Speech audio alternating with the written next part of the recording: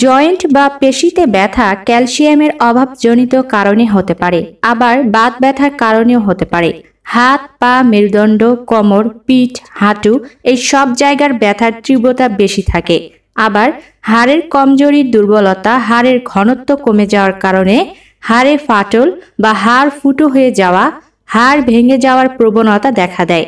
যারা ব্যথায় বা এইসব রোগে কষ্ট পাচ্ছেন তারা আজকের ভিডিওটি অবশ্যই দেখবেন। আজ 3টি শাকের কথা বলবো। এই 3টি শাক সপ্তাহে একদিন করে ধারাবাহিকভাবে খেলে খুব সহজেই এই সকল রোগ দূর হবে।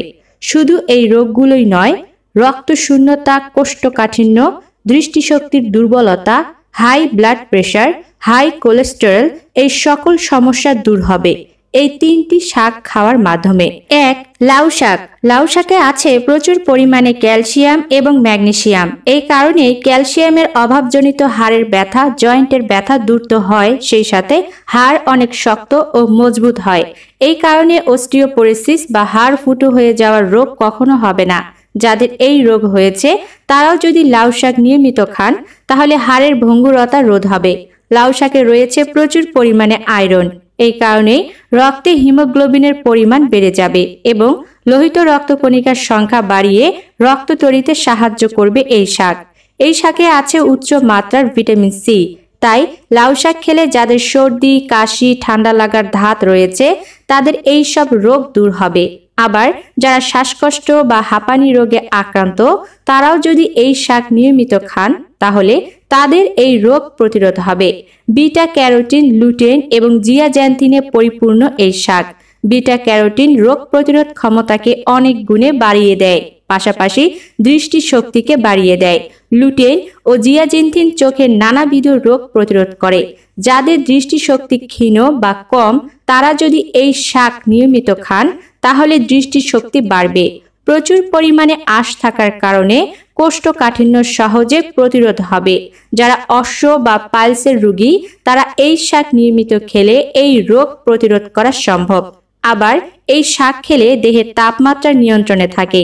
তাই যদি এই শাক নিয়মিত খান তাহলে ঘুম ভালো হবে, মস্তিষ্ক ঠান্ডা হবে এবং যারা রাগী, বদমেজাজি তাদের মস্তিষ্ক ঠান্ডা হওয়ার পাশাপাশি মেজাজ অনেক নরম হবে। এই শাক খেলে কোলেস্টেরল নিয়ন্ত্রণে থাকবে, কারণ এই লাউ শাক কোলেস্টেরল এবং ফ্যাট মুক্ত।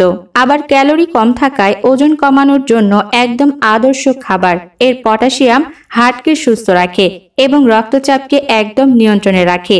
2. ডাঁটা শাক। ডাঁটা শাকে রয়েছে প্রচুর পরিমাণে calcium, iron, vitamin A, vitamin B, C, vitamin D এবং ভিটামিন কে। খুব কম পরিমাণ শাক আছে যাতে এত ভিটামিন এবং খনিজ লবণ রয়েছে।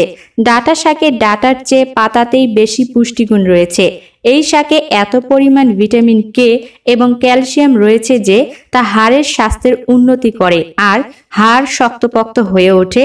কখনোই হাড়, জয়েন্টের ব্যথা হবে না।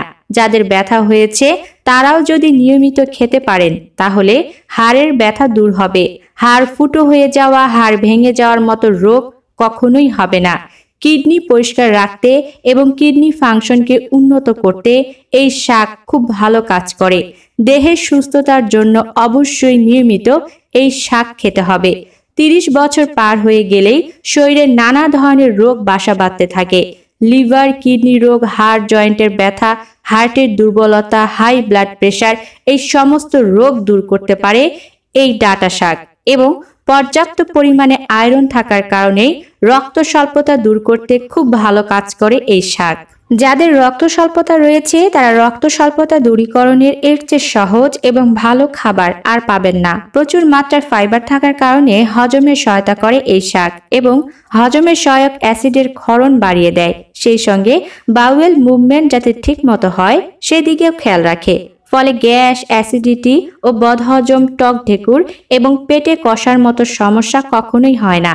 যারা দীর্ঘদিন থেকে কোষ্ঠকাঠিন্যে ভুগছেন তাদের এই শাক খাওয়া খুবই দরকার। দাঁতের রোগ দূর করতে এবং দাঁত থেকে রক্ত পড়া, মাড়ির দুর্বলতা, মাড়িতে ক্যাভিটি এই সকল সমস্যার সমাধান দেয় এই ডাঁটা শাক। 3. লাল শাক। লাল শাকে এত ক্যালসিয়াম রয়েছে যে খুব সহজেই হাড়, জয়েন্টের ব্যথা, হাঁটুর ব্যথা, পিঠ কোমরের ব্যথা, এমনকি বাতের ব্যথা, পেশির ব্যথাকে দূর করতে পারে। হাড় মজবুত করতে এই শাক খাওয়া খুবই জরুরি। 6 মাস পরবর্তী বয়স থেকে একদম বৃদ্ধ বয়স পর্যন্ত এই শাক খাওয়া যাবে। 6 মাস পরবর্তী শিশুকে লাল শাক ভালো করে সিদ্ধ করে তার পানিটা কয়েক চামচ খাওয়ানো যেতে পারে। এভাবে শিশুর হাড় ও দাঁত অনেক মজবুত হয়ে উঠবে। আবার যারা খুব বৃদ্ধ আছেন তারা সরাসরি শাকটিকে সিদ্ধ করে তার পানিটা খেতে পারবেন। যাদের আইবিএস আছে এবং ডায়রিয়া ধরনের আইবিএস রয়েছে তারা লাল শাক সরাসরি না খেয়ে পানি দিয়ে সিদ্ধ করে ভালো মতো সিদ্ধ করার পরে যখন লাল শাকের সমস্ত পুষ্টি উপাদান পানিতে বের হয়ে যাবে সেই পানি খেলে খুব দ্রুত স্বাস্থ্যের উন্নতি হবে। এত পরিমাণ ভিটামিন এ রয়েছে এই শাকে যে তা চোখের জন্য খুবই ভালো। এই ভিটামিন এ রেটিনার ক্ষমতা বাড়িয়ে দেয়, ফলে সার্বিকভাবে দৃষ্টিশক্তির উন্নতি হয়। দৃষ্টিশক্তি বৃদ্ধি করতে এই শাক খেতে পারেন। এই শাক হজম শক্তি অনেক গুণে বাড়িয়ে দেয়, কারণ এতে রয়েছে প্রচুর ফাইবার যা হজমের সমস্যা দূর করে, বাওয়েল মুভমেন্টকে ঠিক রাখে। আবার প্রচুর পরিমাণে আয়রন থাকার কারণে তা খুব সহজেই রক্তশূন্যতা দূর করতে পারে। লোহিত রক্তকণিকার পরিমাণ বাড়াতে গুরুত্বপূর্ণ ভূমিকা রাখে এই শাক। এই জন্য অ্যানিমিয়া রোগীদের অবশ্যই খেতে হবে।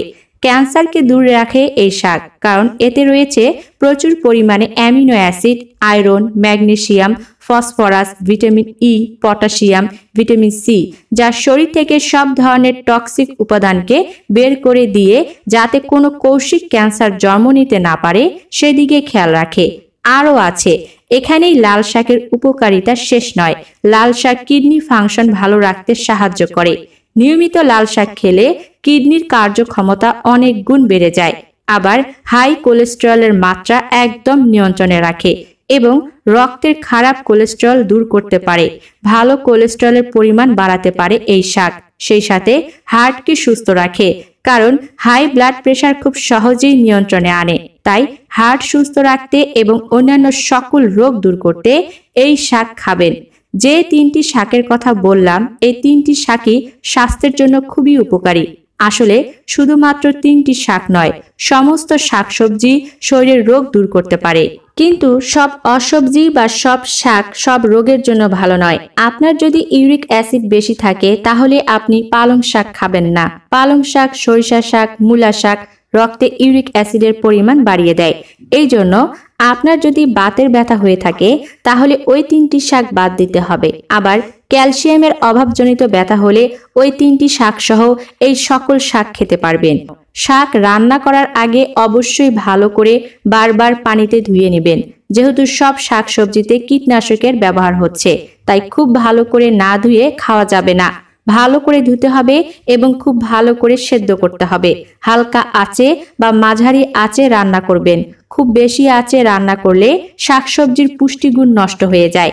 যেসব রোগের কথা এতক্ষণ বললাম এসব রোগ দূর করতে এই 3টি শাক প্রতিদিন ধারাবাহিকভাবে খেয়ে যাবেন। তাহলে শরীরে এই সমস্ত রোগ আর কখনো ফিরে আসবে না।